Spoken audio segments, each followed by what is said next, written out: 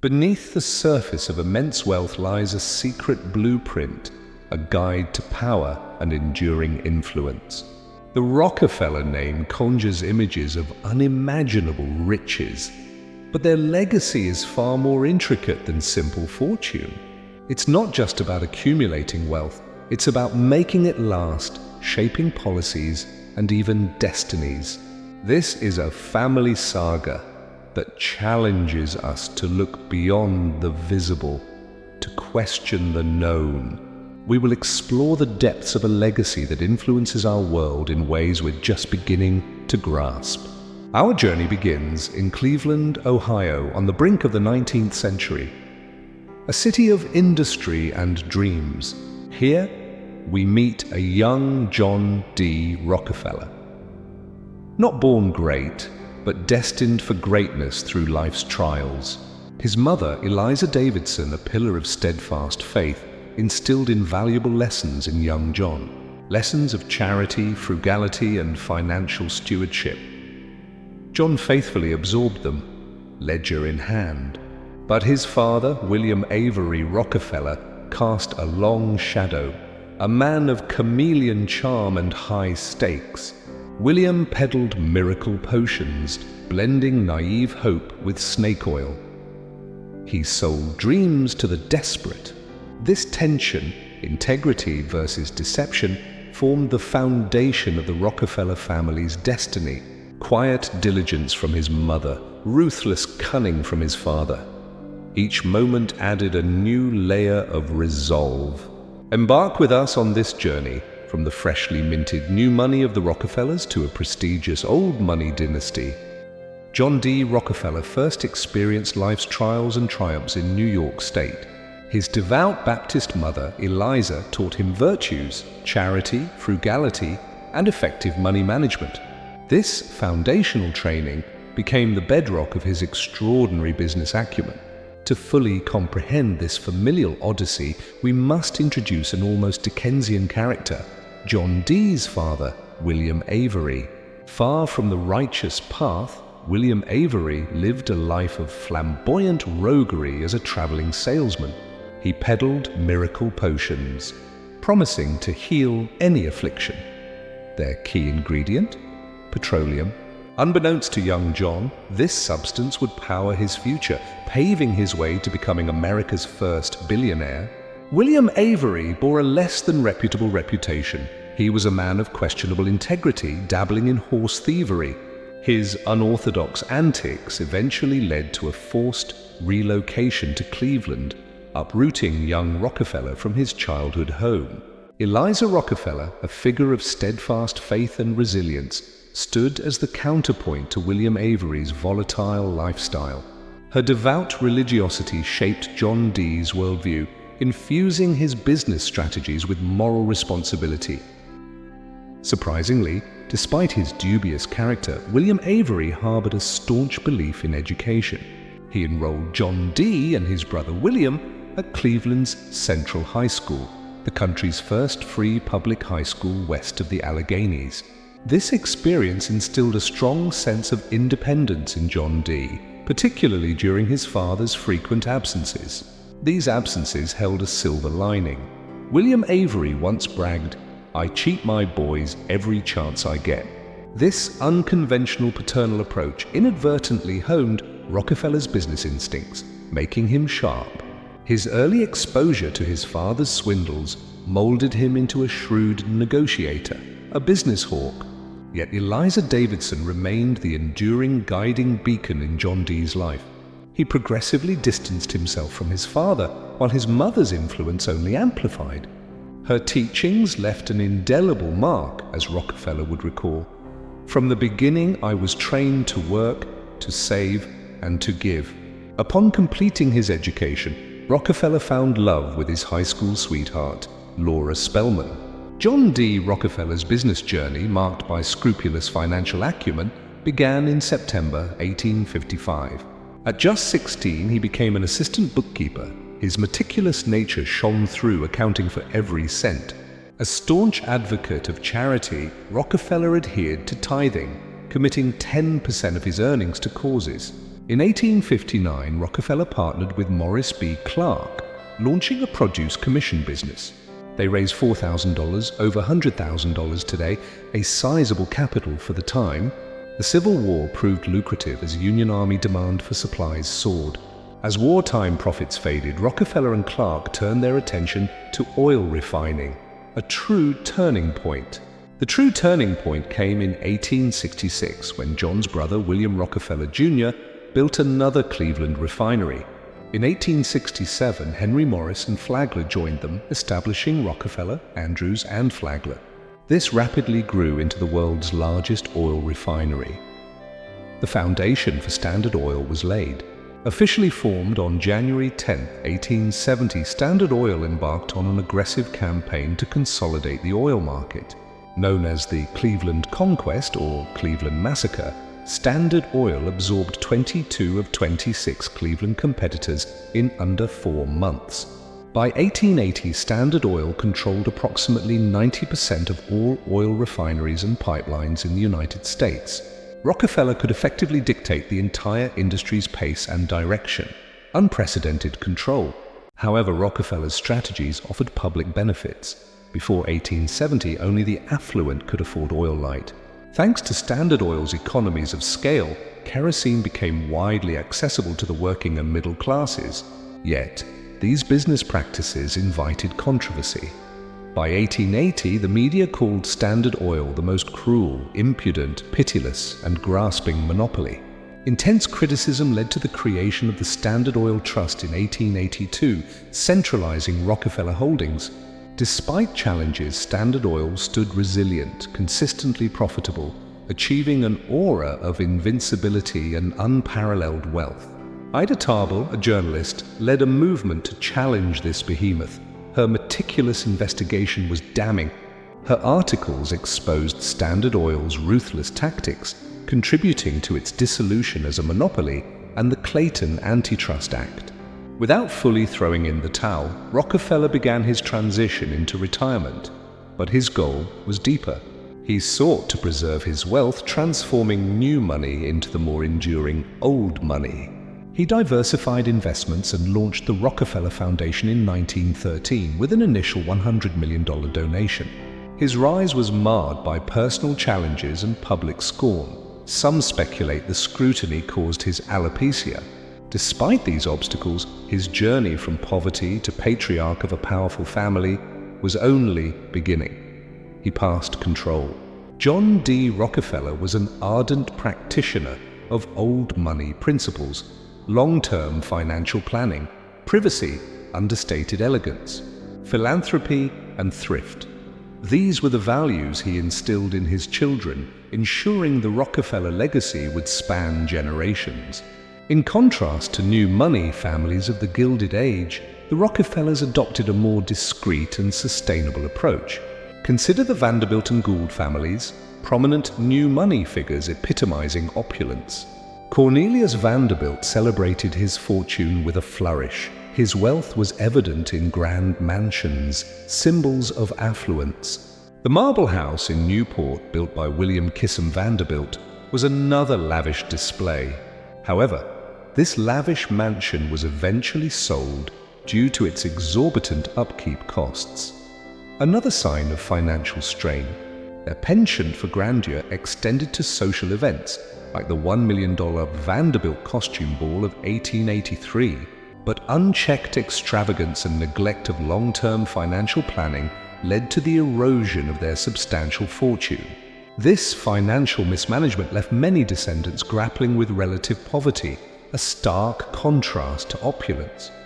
Similarly, the Gould family, led by railroad magnate Jay Gould, failed to preserve their wealth across generations.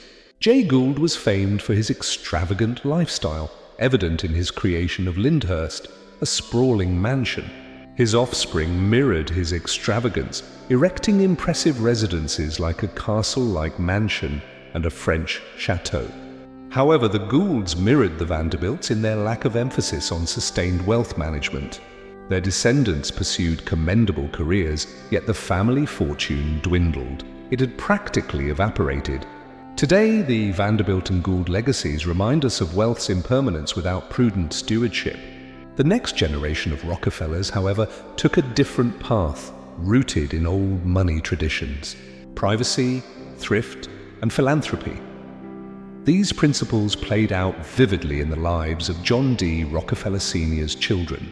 John D. Rockefeller Jr., the only son and primary heir, inherited not only his father's vast fortune, but his commitment to philanthropy. He financed the construction of Rockefeller Center and restored colonial Williamsburg, among many other philanthropic endeavors. Despite his eye-watering income, he lived a relatively modest lifestyle, avoiding public displays of wealth. Similarly, Rockefeller's daughters embodied old money principles: Elizabeth, Alice, Alta, and Edith.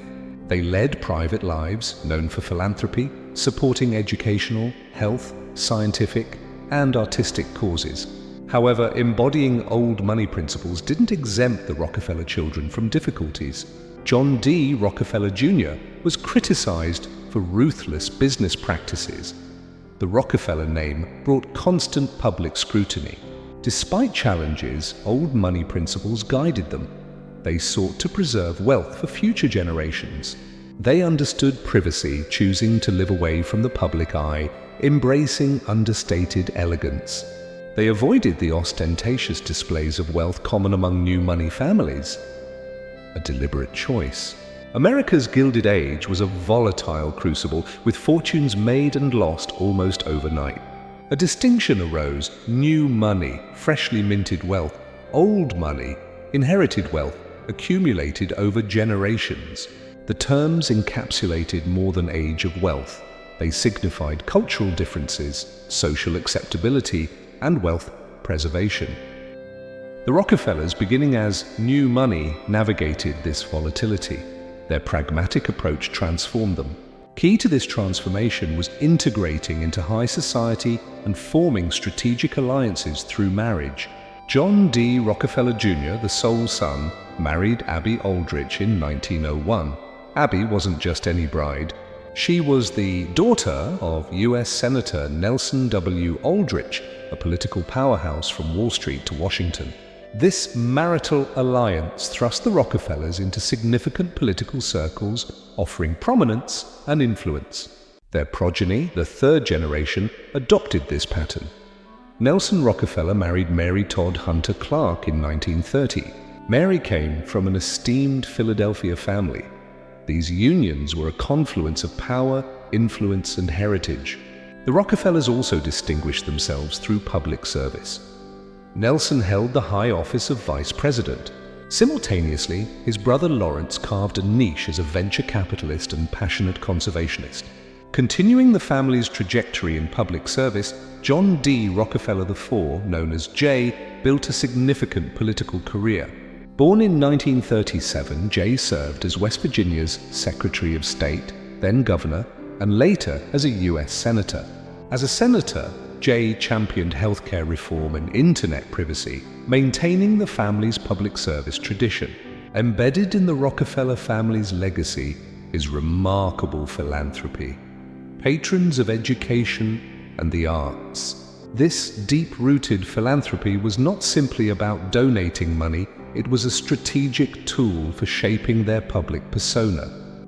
This duality reflects John D. Rockefeller himself, ruthless businessman, yet incredibly generous philanthropist. The Rockefellers adopted several strategies to safeguard their wealth, ensuring its endurance across generations. The Rockefeller Foundation, established in 1913, was a calculated effort to shield wealth from heavy estate taxes. Trusts played a critical role. John D. Rockefeller Sr. formed his first trust in 1891, transferring significant fortune. This offered tax advantages and protection against mismanagement, ensuring continuity. Holding companies managed diverse interests. The Rockefellers became synonymous with philanthropy while maintaining an iron grip on their wealth, an enduring duality. In the early 20th century, the Rockefeller dynasty stood as an unassailable pillar of American affluence. Their palatial estates sprawled across prominent landscapes, from New York to Florida and Newport. However, the looming shadow of the Great Depression would eclipse even these illustrious sanctuaries, compelling the family to part with many treasured possessions, a shift in the American social class system. In this segment, we'll guide you through the riveting narrative of these lost Rockefeller mansions. First on our list, the John D. Rockefeller Mansion. In the 1860s, Fifth Avenue was a barren stretch, until William P. Williams, a prosperous merchant, constructed a lavish brownstone at 4 West 54th Street in 1864. Indeed, the mansion was an elegant abode, embodying Williams's prosperity and marking the neighborhood's potential. Simultaneously, in Richmond, Virginia, Catherine Yarrington managed a boarding house. Among her children, 19-year-old Arabella. Arabella radiated beauty and drama. Her life took a turn when Collis P. Huntington, a married New York railroad magnate, began a passionate relationship with her. Subsequently, the Yarrington clan relocated to the Big Apple in 1869. Arabella soon had a child, Archer Worsham. His paternity was much gossiped about. The general consensus, though unverified, was that Archer was Huntington's son. With newfound financial cushion, Arabella secured the brownstone at 4 West 54th Street. Money no hindrance, she spearheaded a full-scale renovation, employing top-notch firms. It was a realm of fantasies. Arabella, ever the shrewd entrepreneur, decided to sell the mansion following her husband's death. John D. Rockefeller acquired it. Sadly, its architectural splendor was not universally appreciated. John D. Rockefeller Jr. salvaged 2 rooms for museums. The rest of the house faced the wrecking ball. The final act came when Abby Rockefeller co-established the Museum of Modern Art Sculpture Garden on its grounds. The mansion's rich past gradually receded, marking the end of a unique chapter in Victorian domestic architecture. At number 2, Rockwood Hall, a paragon of the Gilded Age, in Mount Pleasant, New York. Established in 1849, its lineage included distinguished individuals, but its transformation was under William Rockefeller. John D.'s brother William expanded the mansion to an awe-inspiring 204 rooms, establishing it as America's second-largest private residence. Rockwood Hall served as the conceptual blueprint for the Sacred Heart Academy in Cincinnati, designed by Thomas Sargent.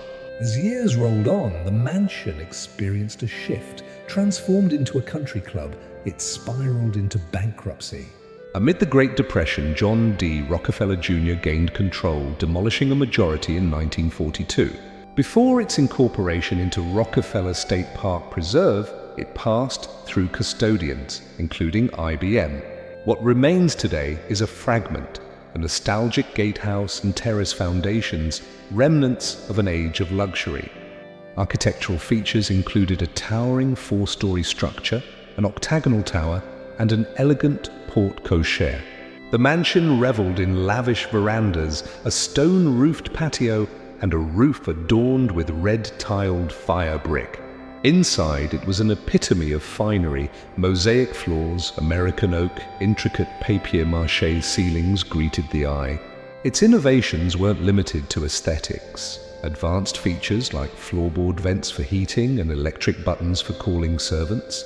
Fire safety was paramount, evidenced by fireproof construction and slide doors in nearly all rooms. Additionally, landscape architect Frederick Law Olmsted complemented the mansion's structural beauty with lush external environs. Today, Rockwood Hall remains an evocative relic, where whispers of a grand past are carried by the Hudson River breezes. Nestled in the lush landscapes of Harnett County, North Carolina, Overhills holds the 3rd spot on our roster. Once an expansive 17,000-acre haven, it was a cherished jewel in the Rockefeller family estate. The architectural panorama of Overhills was a spectacle. First, Croatan Cottage, a stately, 2-story colonial revival residence. Created by distinguished New York firm Hiss and Weeks, it was the epitome of architectural prowess, capturing Gilded Age grandiosity. Next, the original clubhouse was more than a building. It was the social hub, designed for elite indulgences. Scattered across the property were lodges and cottages, each contributing a unique architectural nuance. The estate showcased a variety of architectural styles, resonating with family preferences and prevailing norms. Colonial revival was dominant. While not a building, the Donald Ross-designed golf course was another art form manifest in the estate. The course was a masterpiece, intricately laid out to offer golf enthusiasts an unparalleled experience. Far more than features, Over Hills possessed deep historical resonance. Its identity transitioned from a secluded haven to a significant military institution. Occupying the fourth slot is Abiton Lodge, originally known as the Playhouse, nestled within the Pocantico Center grounds. The lodge serves as a hub for activities resonating with the philanthropic spirit of the Rockefeller Brothers Fund.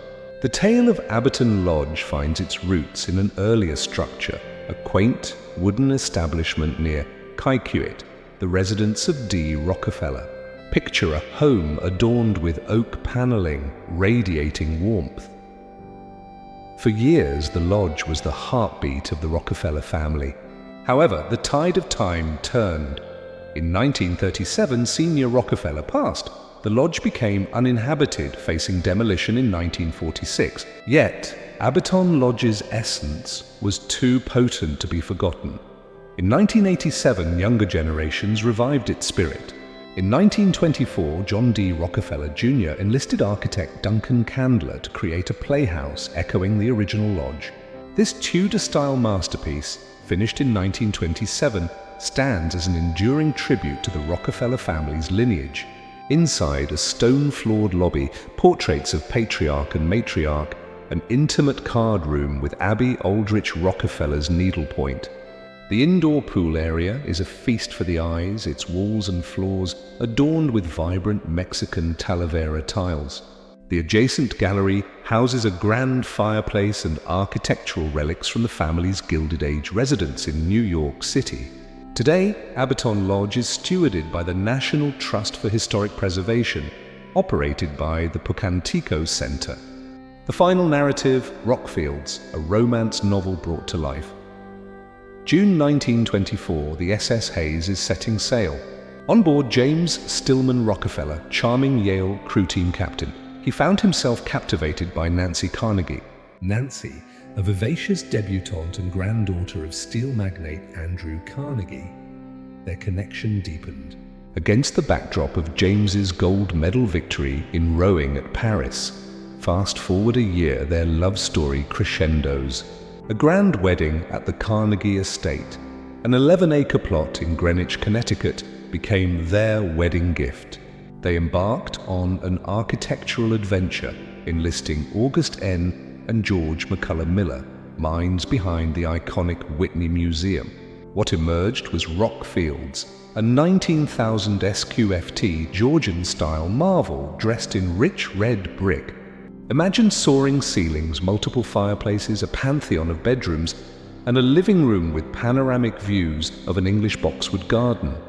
As decades turned, Rockfields bore witness. After James's death, the property transitioned to a financier, then to art-loving owners.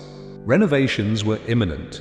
An extensive landscape overhaul introduced 53 new maple trees and a rejuvenated gazebo. In-demand architects Timothy Haynes and Kevin Roberts, renowned for transforming spaces, were enlisted. The foyer saw its red-orange American cherry floor give way to a checkered pattern of deep burgundy marble and cream French limestone. The formal dining room was reimagined with antiqued mirrored walls, enveloping the space in a soft, inviting glow. Illumination assumed a crucial role.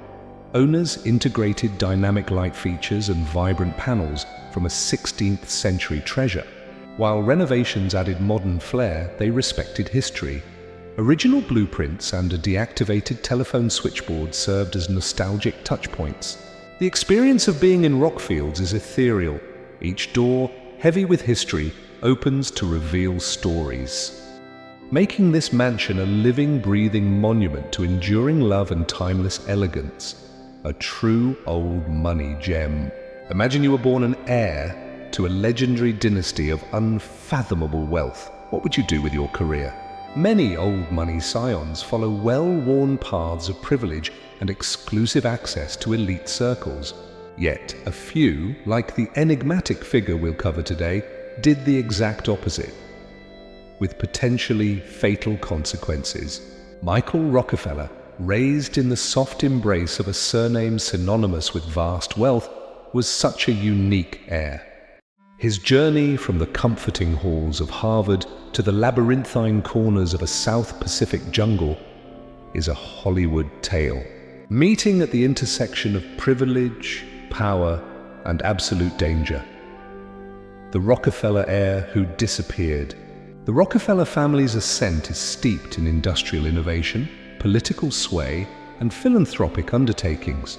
John D. Rockefeller's shrewd business tactics revolutionized the industry, transforming waste into lucrative byproducts. His relentless expansion laid the groundwork for contemporary American capitalism. By 1882, his empire commanded 90% control. Beyond oil, Rockefeller's reach extended to the political sphere. His methodologies spurred antitrust laws and bolstered union rights. Upon retiring in 1896, John D. Rockefeller Sr. dedicated himself to charitable causes, donating immense wealth. The sustained generational wealth of the Rockefeller family is attributed to diversified investments, philanthropy, and strategic financial management. Emphasis on family governance and education. Today, the Rockefeller fortune is distributed among over 70 heirs. One of these was Michael Clark Rockefeller. Born May 18, 1938, the youngest of Nelson and Mary Todd Hunter Rockefeller's children, Michael was born into affluence. His father, Nelson Rockefeller, served as New York governor and vice president of the United States.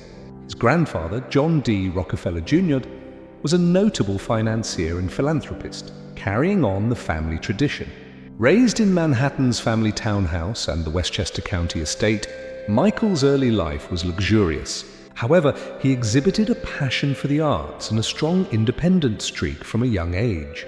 Michael's educational journey, Buckley, Phillips Exeter, then Harvard University, graduating cum laude in history and economics. Harvard was also a period of personal growth and exploration, particularly in art and anthropology. The Rockefeller family's deep involvement in the arts, with his grandmother co-founding MoMA and his father establishing the Museum of Primitive Art, influenced Michael. He developed a keen interest in primitive art, specifically captivated by the Asmat people of Papua New Guinea. Tragically, this interest would lead young Michael into a mysteriously quiet part of the world where few Westerners had ever been. In stark contrast to his illustrious family, known for bending Western institutions, Michael harbored a profound attraction to foreign cultures. His fascination with anthropology and art was nurtured at Harvard, where he graduated cum laude in history and economics. At Harvard, Michael was recognized as a quiet artistic spirit, veering from the expected banking or finance path. Instead, he was drawn to his family's Museum of Primitive Art and its showcase of indigenous art, particularly the Asmat people. Post-Harvard, Michael joined a documentary crew from the Peabody Museum to film the Dani and Huli indigenous people in Western Netherlands, New Guinea. This venture deepened his interest, particularly for the Asmat tribe, known for their unique art and 6-meter bistu poles. Michael's primary ambition: to introduce a significant collection of indigenous art to New York, a notable divergence from tradition. Michael's journey into the world of the Asmat began with a trip to New Guinea in March 1961 as part of a Harvard Peabody expedition. His role as a sound recordist and photographer involved documenting the Grand Valley Dani, a group relatively isolated. This experience further fueled his passion for the Asmat tribe, known for their unique art and Stone Age culture. Just 2 months later, driven by adventure, Michael returned to New Guinea, eager to delve deeper into the Asmat culture, documenting customs and beliefs, fascinated by their bistu poles, central to spiritual practices and headhunting rituals. Michael's engagement extended beyond observation to active participation. He collected and traded for Asmat artifacts, Despite known risks of revenge killings, his dedication was unwavering. In November 1961, Michael penned a letter. Reflecting on his experiences, he likened the Asmat culture to a complex puzzle, one he was just beginning to understand. Michael's last known expedition commenced on November 17, 1961, aimed at acquiring Asmat carvings.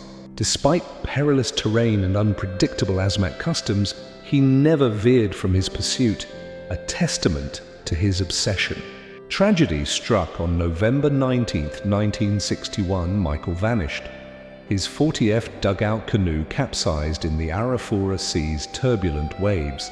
Stranded at sea, Michael and Dutch anthropologist René Wassing clung to the overturned vessel for 24 hours. Fearing they would drift further, Michael, equipped with a makeshift life preserver, decided to swim for the distant shore. Wassing stayed with the boat. This was the last time Michael was seen. The mystery began. The disappearance of Governor Nelson Rockefeller's son triggered an immediate and massive search operation. The Dutch government mobilized extensive resources. The Rockefeller family launched an expansive search.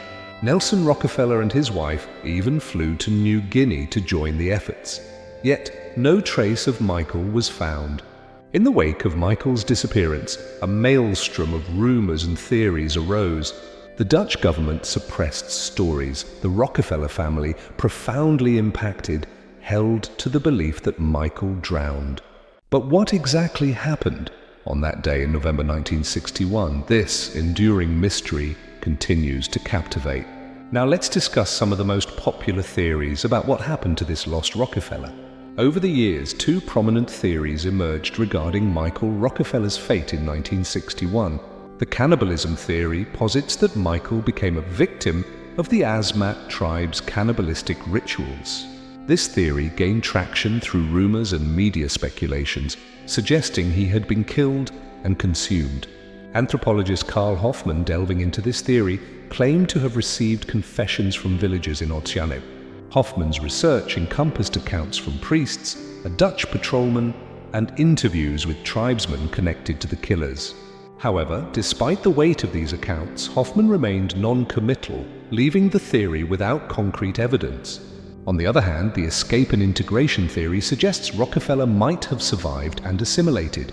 This theory was fueled by a photograph depicting a light-skinned man among the tribe. Filmmaker Fraser Heston found it provocative but inconclusive. The true nature of Michael Rockefeller's disappearance continues to elude clarity. Lack of definitive evidence challenges substantiation. The Rockefeller family has consistently held that Michael drowned, with his sister Mary voicing concern. She worried the mystery of his death has overshadowed his life's work and achievements, a poignant concern. In the 21st century, renewed interest spurred fresh investigations and documentaries, seeking to unravel the mystery. In coping, the Rockefeller family navigated a spectrum of emotions: hope, acceptance, and a desire for privacy. Hope prevailed immediately after, but as efforts proved fruitless, the family accepted that Michael had drowned. From the Asmat people's perspective, Michael Rockefeller's disappearance is a matter of complex cultural implications. At the time, the Asmat region had prevalent practices like headhunting and cannibalism. Presently, the Asmat people exhibit palpable fear and reluctance to discuss Michael Rockefeller, reflecting deep apprehension. In their oral histories, Michael's disappearance has become embedded, contributing another dimension to their cultural narrative. Michael Rockefeller's disappearance remains a mystery, a poignant reminder of unpredictable encounters between vastly different cultures. Let's picture this. You went to bed last night as your usual self. Then you woke up this morning. Suddenly, you're the heir to a monumental fortune, carrying a last name synonymous with old money and global influence. What would you decide to do today as an old money millennial heir? How would your demeanor change? Today, we immerse you in the world of such an individual, Ariana Rockefeller, the old money millennial heiress. Ariana Rockefeller, born May 26, 1982 in Cambridge, Massachusetts. Emerging from American royalty, Cambridge isn't merely quaint, it's an incubator for brilliant minds. And young Ariana wasn't just any toddler playing in Harvard Yard. She was a Rockefeller, a name carrying inspiring economic gravitas. Her father, David Rockefeller Jr., has been vigilant, preserving family grandeur, particularly since stepping in as patriarch after the passing of David Rockefeller Sr. in 2017. Being reared in Cambridge automatically situated teenage Ariana within an old money ethos. Harvard and MIT are social engines. Educationally, Ariana is no slouch.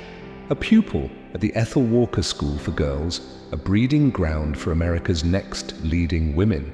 From there, Ariana Rockefeller donned the Ivy League cloak, graduating with a BA in political science from Columbia University. From an age where most played with toys, Ariana was captivated by the equine world. Horse riding isn't just a sport. It's a declaration of social standing. Not just a hobby, but an entry ticket to an exclusive society. Thus, in her teen years, Ariana galloped into competitive show, jumping across both the American and European circuits.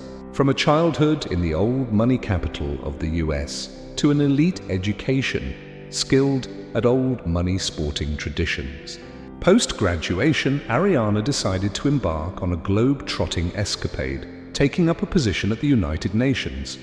Interning and working at the UN isn't a dalliance, it's a tactical move of the highest order, honing diplomacy and international politics.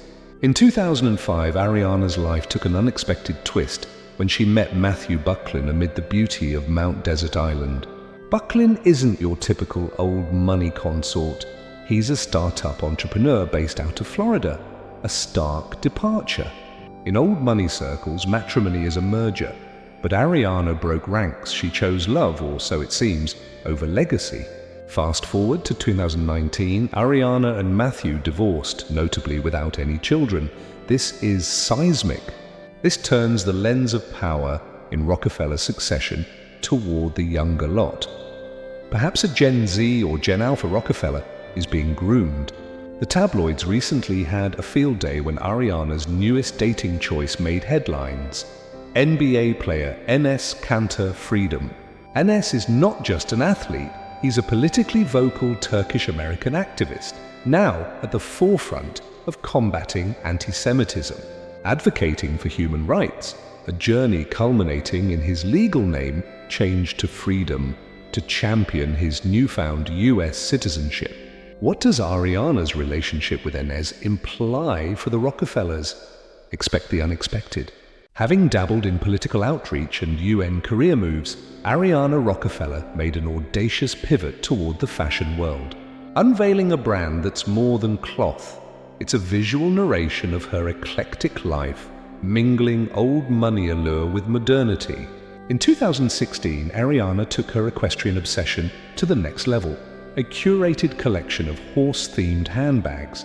Then came her 2017 Dorado Beach capsule collection, a fashion nod to a Puerto Rican paradise crafted by her great-uncle Lawrence. In 2021, Ariana struck a deal with the Marilyn Agency in New York, an agency so revered it's practically fashion royalty. Neil M. Tone, CEO of Marilyn New York, was effusive in his praise, touting her unique appeal to global fashion connoisseurs. Internationally, Ariana's reach is stretching further thanks to her involvement with select models in Milan, part of Riccardo Silva's empire. This association has already catapulted her into the pages of globally renowned fashion publications like More. But wait, there's more. True to her Rockefeller heritage, philanthropy courses through her veins. She serves on the board of the illustrious David Rockefeller Fund. Her portfolio of kindness includes the arts, environmental conservation, and social justice. In 2019, she hobnobbed with Greek culture minister Lena Mendoni, scoping opportunities for cultural and business symbiosis. Ariana Rockefeller is a rare hybrid, fashion maven, philanthropic luminary, and global ambassador. She's rewriting the Rockefeller narrative, one designer handbag and charitable endeavor at a time. The world watches. So what's the verdict on Ariana Rockefeller? And the old money archetype, does she tick all the boxes?